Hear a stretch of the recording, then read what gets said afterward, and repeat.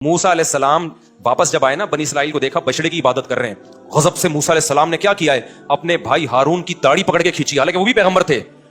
القل الواح، اور تورات کی تختیوں کو ایسے مضبوطی کے ساتھ ایک طرف رکھ دیا، جس کو القا سے تعبیر کیا قرآن نے۔ تورات آپ کے ہاتھ میں تھی، اس کو مضبوطی کے ساتھ ایسے رکھا جیسے بہت غصے میں نہیں ہوتے، اور پھر اپنے بھائی کی داڑھی پکڑ کے ایسے کھینچی ہے،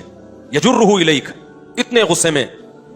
قرآن کے آیت میں فلما سکت عن موسیٰ الغضب، تھوڑی دیر میں موسیٰ کا غصہ کیا ہو گیا، ٹھنڈا۔ تو پھر کیا کیا ہے، وہ تورات کی تختیاں تلاش کر رہے ہیں، بھائی وہ تختیاں کھا رکھی ہیں میں نے جو میں لے کر آیا تھا، وہ تختیاں اٹھائیں اور پھر اپنے لیے بھی اور اپنے بھائی کے لیے بھی اللہ سے مغفرت کی دعا مانگی۔ تو جب پیغمبروں کے ساتھ یہ حالت ہوتی تھی، غصے میں بالکل الگ، غصے میں اللہ سے دعائیں نہیں مانگ رہے، کیونکہ غصے میں تو آدمی کہتا ہے میں کس پہ نکالوں غصہ۔ حضرت موسیٰ کو ہارون پہ غصہ آ رہا تھا کہ میں آپ کو پیچھے چھوڑ کر گیا تھا اور یہ قوم بچڑے کی عبادت میں لگ گئی ہے، لیکن جب تھوڑی دیر میں حضرت موسیٰ کا غصہ بھی ٹھنڈا ہو گیا تو بجائے بھائی کی داڑھی پکڑ کے کھینچنے کے، قال رب اغفر لی ولی اخی، اے اللہ مجھے بھی معاف کر دے، شاید میری کوئی کوتاہی ہو، میرے بھائی کی بھی کو بھی معاف کر دے اگر ان سے کوتاہی ہوئی ہے۔ فوراً بھائی کے لیے رحمت کا جذبہ پیدا ہو گیا کہ نہیں ہو گیا؟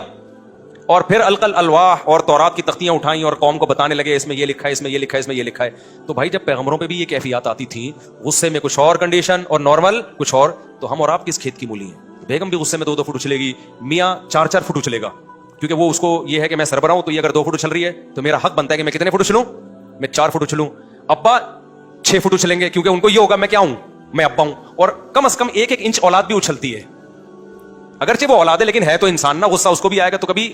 2 فٹ نہیں تو کم از کم 1 انچ وہ بھی اچھلے گی۔ اسی اچھل کود میں ہنسی خوشی زندگی گزرے گی، لیکن آدھا گھنٹے بعد 1 گھنٹے بعد سب اچھلنا کودنا بند کر دیتے ہیں، نارمل اپنی اپنی جگہوں پہ بیٹھ جاتے ہیں۔ اب اس کا حل گھروں میں یہ ہے کہ اب یہ نہیں کہ کس کی غلطی تھی، کس نے کیا کہا، جانے دو، ٹھیک ہے نا۔ اور کبھی بہت زیادہ اہم بات ہو تو پھر الگ سے بٹھا کے نصیحت کر لو بچوں کو،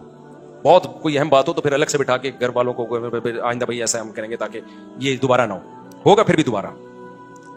ہوگا، اسی طرح زندگی گزرے گی، مر جاؤ گے۔ 100% کہیں بھی ایسا نہیں ہوتا کہ سارے محبت سے ہی رہتے نا۔